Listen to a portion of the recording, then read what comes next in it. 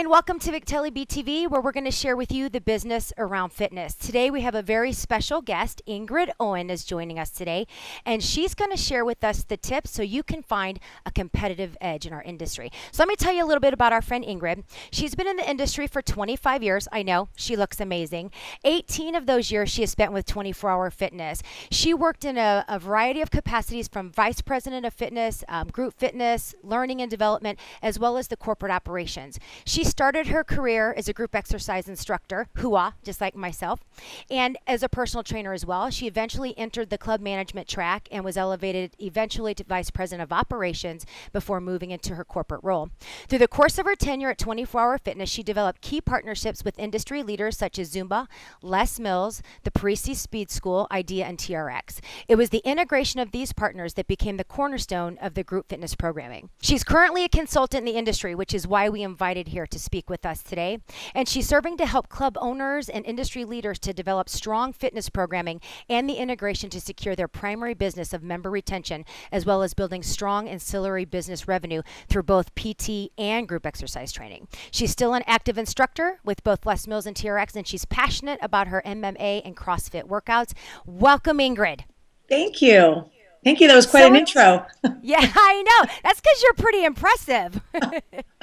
So now you can see why we invited Ingrid here today. We really wanted to cover a topic on how to find your competitive edge. And we feel that Ingrid has amazing knowledge, experience around that. So we posed some great questions for her. We're going to ask her those questions, and she's going to share all of her awesome information with us.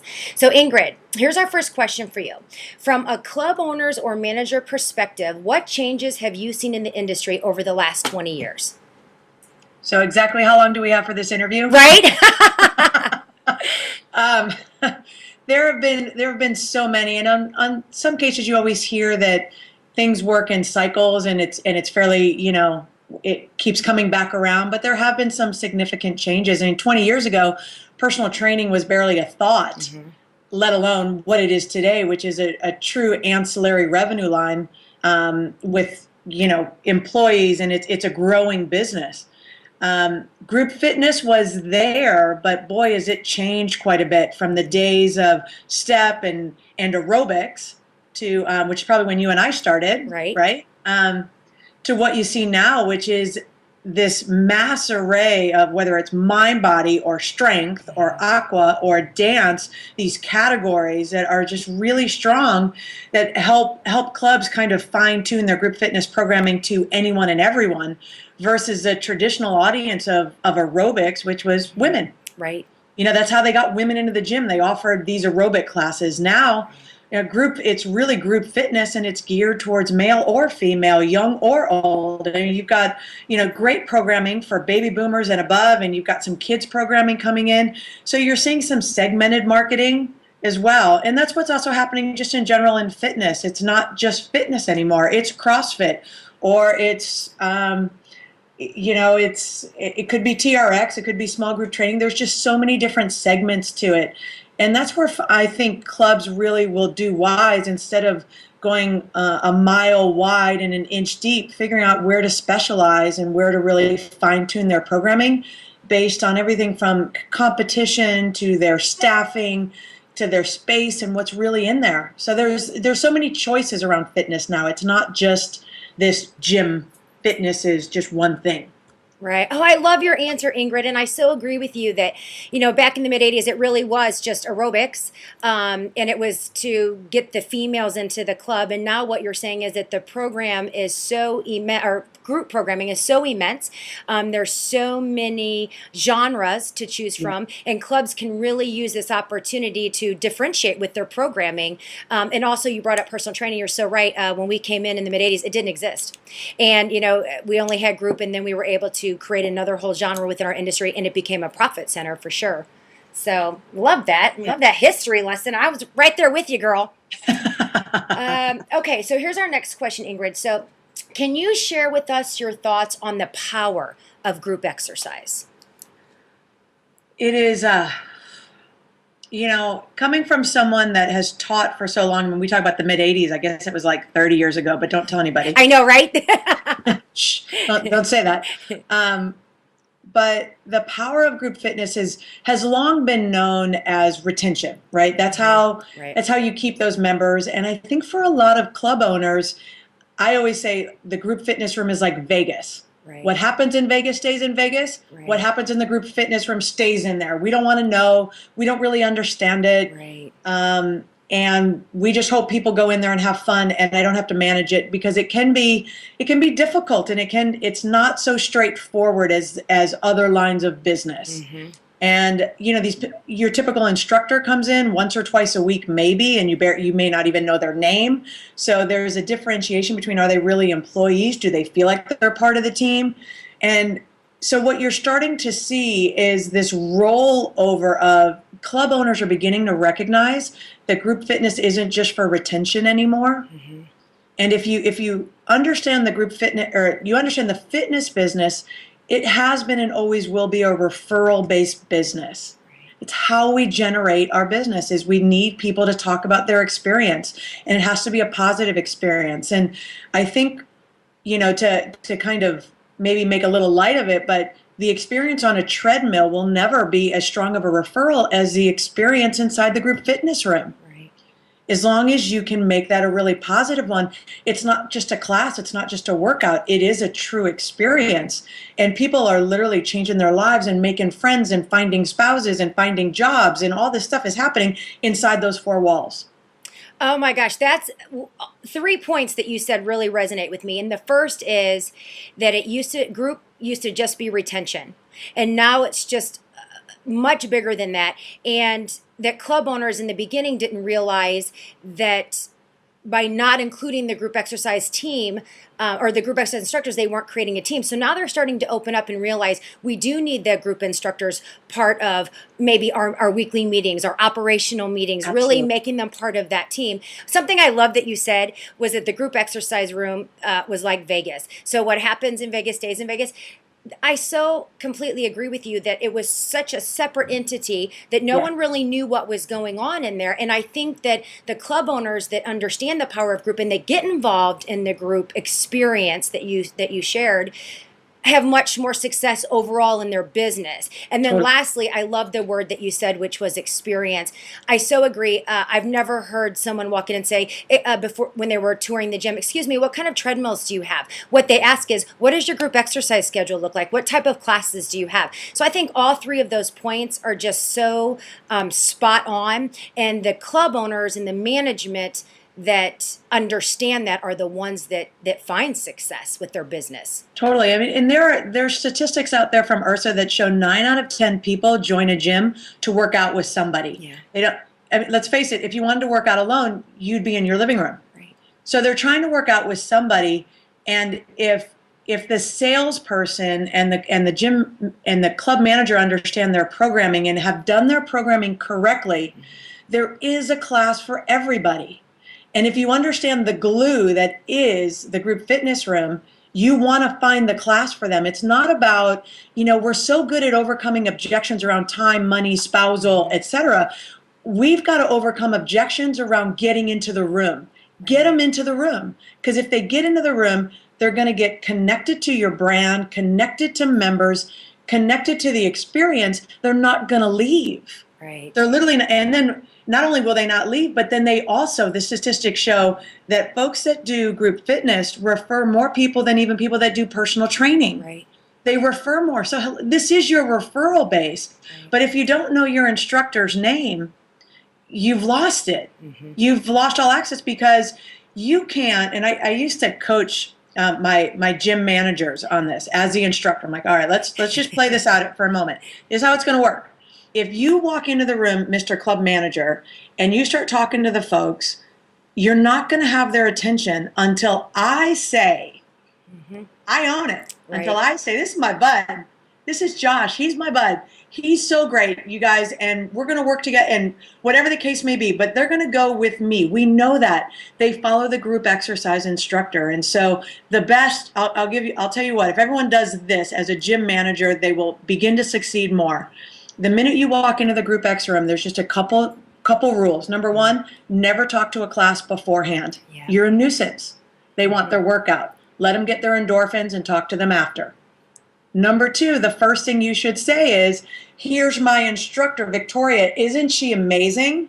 Right. Now they love you. Right. Now they love you. I mean, there's just so many little tricks to accessing the room, but you can't do it without the Group X instructor engagement and them involved with that play. It's so simple, but it's not easy. But I love that, and that's what you said earlier. You said that we don't have to overcome the obstacles, or after we overcome the obstacles of price point, time, we have to overcome the obstacle of getting them in that room. And then you gave us two strategies. You said, first of all, when the manager walks in, do it after the class, not before. So they already have their workout on, they have their endorphins, and they're ready to chit chat. Oh, are they ready to chit chat? And then secondly, you said compliment the instructor, immediately show a unified front, and then the members will engage with you. So I love those two straight, and you're so right, Ingrid. They're so simple, yet very few managers do that. Yes. And I also want to say one more thing about that answer, Ingrid, that was so great. The question that I posed is, what are the benefits to the gym owner? And my takeaway from your response was, that is your number one referral system. Your number one referral system. Your group exercise instructor stands in front of more members at any given time at your facility than anyone else within your organization. Yeah, I would say it this way, group exercise, it's not just for retention anymore. Right. Oh, I love that. Right? It is your acquisition play. And by all means, it's probably your strongest acquisition play. Yes, agreed. Oh, that's good stuff. Okay, so Ingrid, at 24 Hour Fitness, you implemented fee-based training. What was your motivator? And I know that you you were the director over that entire department. So what was your initial motivator to do that? So that's a great question, because I think gym owners, whether you were like me, over hundreds of clubs, or whether you're over one club, small group training is the new thing, and everybody's thinking about trying to get involved in that. And the question you ask is the question I ask every club: what are you trying to do? Mm-hmm. Is it really about, I want to drive revenue? Well, we know that sits in the background. Is that your first answer, really? Are you trying to drive retention? Are you trying to drive more active clients? Are you trying to just get more people to pay? Are you trying to drive ultimately your personal training business through small group training? Or are you trying to give more people an option to actually get inside the funnel and have a touch with an employee? Because we know that the folks that are working out on their own are typically our members that are most at risk. If you can get them to touch and have an interaction with employees, the more interactions they have with employees, the more grounded they are, hopefully, inside your gym. So what are you trying to do? Is it all of the above? But whatever that is, you've got to fine tune that. And so for us, and for me, of course there was, hey, we think there's a revenue driver here. Of course that sits there. Right. But ultimately, for me, the big thing was I wanted more people exposed to the benefits of training. That was the driver. And so what that does, when I say that was my driver, is that defined the programming I went after, the price point I went after, and all those things fell in line underneath the overarching question that if we have 200, 300 active clients a month, maybe 100, I don't know what that number is for you. Right. I actually want 10% more active clients. How am I going to get those? Well, we try to get those by working the floor and having your personal trainers find people to do personal training. Well, this, small group training is an opportunity to actually take that 200 and make it 250 if you do it right. But again, because I was looking for more active clients, it also helped me define who I was going to use as the coaches, because you have a decision to make. Are you going to use group exercise instructors as your coaches or personal trainers? If you're using personal trainers, I can tell you the ability to actually drive more active clients is tough. Mm-hmm. It can be really tough, and instead what you may face is this cannibalization of your personal training business, where you've got one-on-one clients that are shifting to group training. So you think you're making money, but you're actually margin. When you talk about your profit and your margin, you're not actually touching more people. So purpose is foremost. You've got to define that for yourself. Oh, I completely agree, Ingrid. And so what you're saying is that for these club owners, when they're looking at group training, first they have to know their motivator. Your motivator over your 400 plus clubs was to touch more of your clients, to touch more of your members and allow them to have that experience, whatever it may be. And because you were clear on your motivator, which was to have to touch more of the member base or clients, then you were able to decide on your programming and decide which programming would be best for you.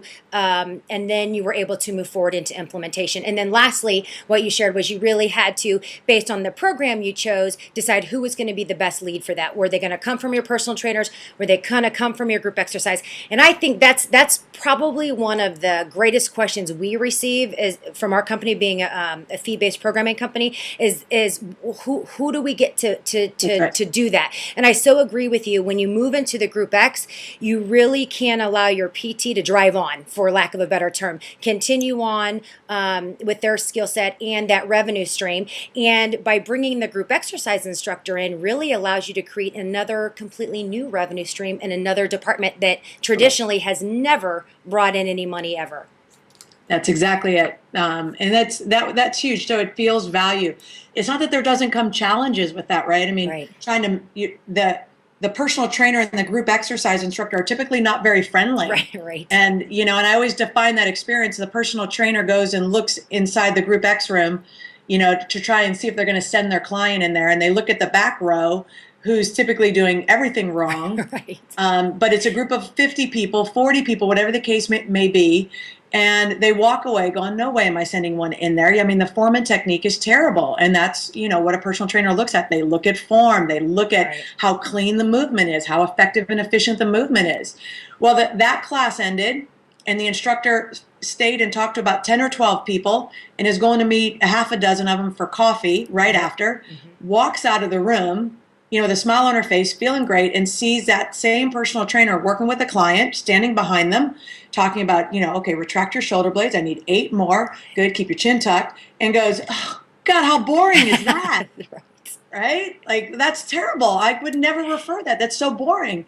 And these two people miss that they both bring something brilliant to the table, but they discount what that is. They just discount it. And we tend to, if we're not careful as gym owners, discount the Group X experience because there's no revenue attached to it. We can't count that. But take that Group X program out of your club and let's see how many people stay. Oh my gosh. And you know what, Ingrid, too, and I don't have the statistics in front of me, but I remember there was a time, maybe a decade ago, and a lot of gym business models were going to no group X. They were building the facilities with no group exercise departments, with no intention. And I know some here in the St. Louis area, and I know that they went back, bought more space, and added group exercise because they just exactly what you said, they didn't understand the value and the draw of having the group exercise department within their organizations. And I've seen at all the industry shows, like I said, maybe it was a decade ago, no group X, and now all I hear is you better get a group exercise department. If you better build out, you better find space because that's what's going to drive your business. So I got to say, like you, I'm very excited that there is a paradigm shift happening in our industry, so that they're understanding the relevance, importance of which you and I have known for 30 years. Hello. All right. So, Ingrid, I have another question for you. When you implemented your fee-based training, how did you get your members to pay for it? So there was a lot of trial and error there. I have to, I'm a big believer in fail forward fast, and I did that. You just think, well, of course, I believe in this program. This is a great program. Who's not going to buy this program? It's brilliant. Well, people are creatures of habit. And so what I found is that when I was trying to get people, well, just do 6 weeks, twice a week, do this. Well, that was what wasn't being said to them was, so you're no longer going to do that you've been doing. Instead, you're going to do this. Well, as a creature, and then you want me to pay extra for that on top of it. There's a challenge to that. There's a significant emotional challenge to that as well.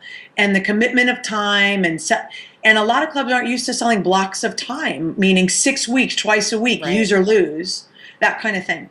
So what I learned through that experience was we recognized that people were struggling in changing their workout routine. And so one of the strategies was, instead of doing hour classes and for 6 weeks, we shortened everything. And so 4 weeks, twice a week for just 30 minutes, which means add it on to what you do. If you want, add it on.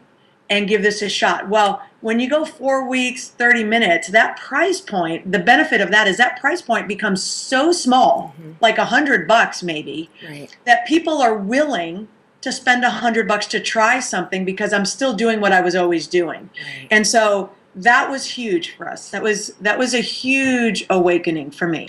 It's not that the longer programs don't work. They do. They just don't have necessarily the same mass appeal, and the ramp up time may take longer. Right. You may start with smaller classes, but as they keep going, people will do it. And Right. you know, TRX has some great programming and some great flexibility with that, and that we were able to do that. Instead of an 8-week, we went to 6 weeks, and we were able to do really good with that program and approach it. But again, it ramped up, and the longer we did it, the more the class would, because people would keep watching it and go, okay, I want to try that now. Right.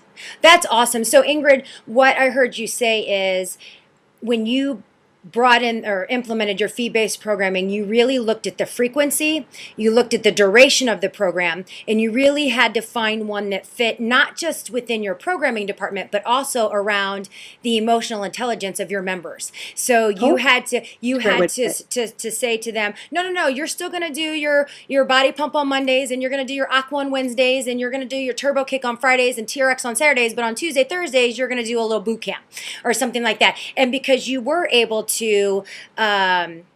minimize, or I should say, I guess, vary the frequency and duration, that also allowed you the opportunity to vary your price point, in which the members were, their thought process, well, okay, for a smaller amount, I can give that a try. It's not a huge expense coming out of my wallet, so I'm willing to give that a try. So those are the variables that you were able to manipulate to find success within your clubs.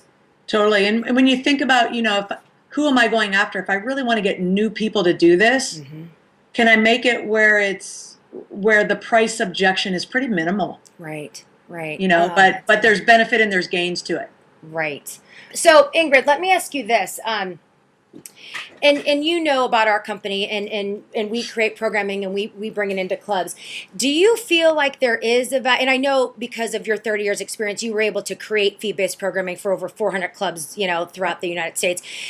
Do you see a value for clubs to bring in, or what we call outsource fee-based programming, if they don't have someone like you at the helm? I think they should do it even if they have 3 people like me at the helm. And here's why. You've got to stay true to what you're good at and what you're there to do. And for the most part, clubs are there. You're there to provide an environment for fitness, you know, safe, fun, effective, clean, all those things. Running a club is not the same as creating programming. Right. It's not the same. And so, I'll say this, I'll share this. My favorite place to go, I don't eat fast food very often, but if I'm going to In-N-Out. And I'm going to get my burger. So I'm going to go to In-N-Out. That's where, it's the only place I'll go. It's a rare treat to go, but boy, but I bring up In-N-Out for one reason. They don't do chicken.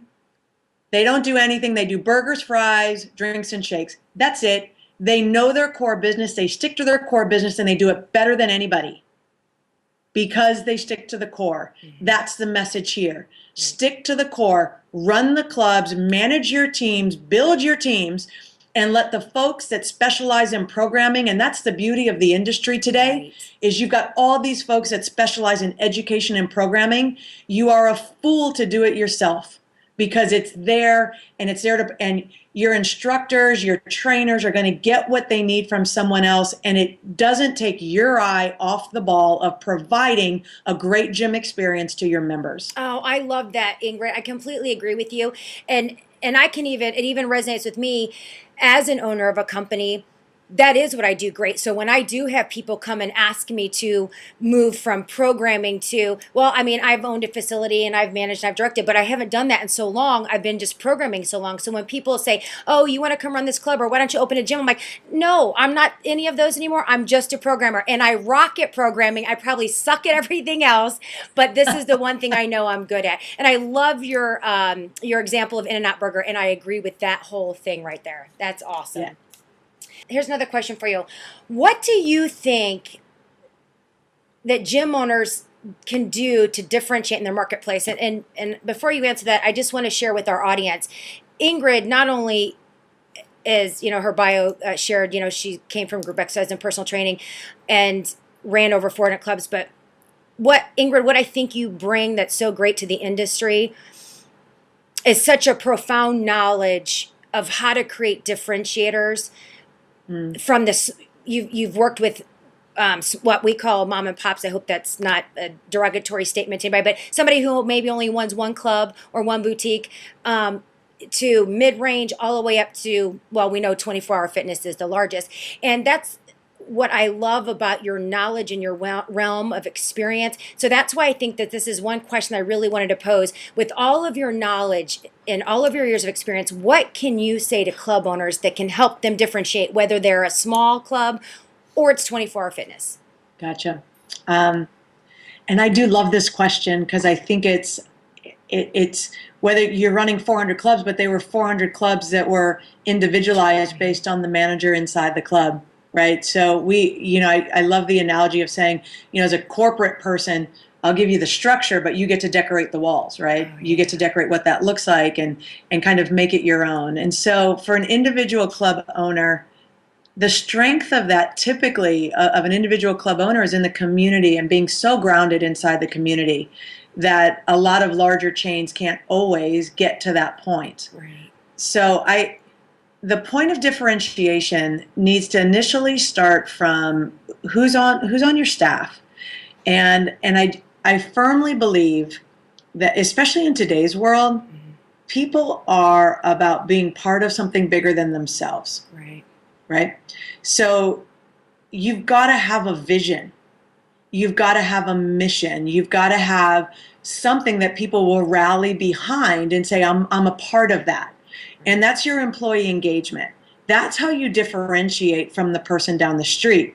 Yes, you can differentiate in how you actually do the programming. If you have less mills, just because everybody has less mills, and our point was we had less mills, but we did it, in our mind, we came at it, here's how we're going to do it differently. And we staged the quarterly releases and we made huge launch events out of this so that we made it a really big deal. And there was always a big email that went out to all the instructors beforehand saying, here's some tips on how to teach this. I mean, we spent some time and energy really trying to make it different. So even if you were an instructor that taught at 24 and down the street, it was kind of cool teaching at 24 because you got a little extra for it. Right. And it didn't cost us anything.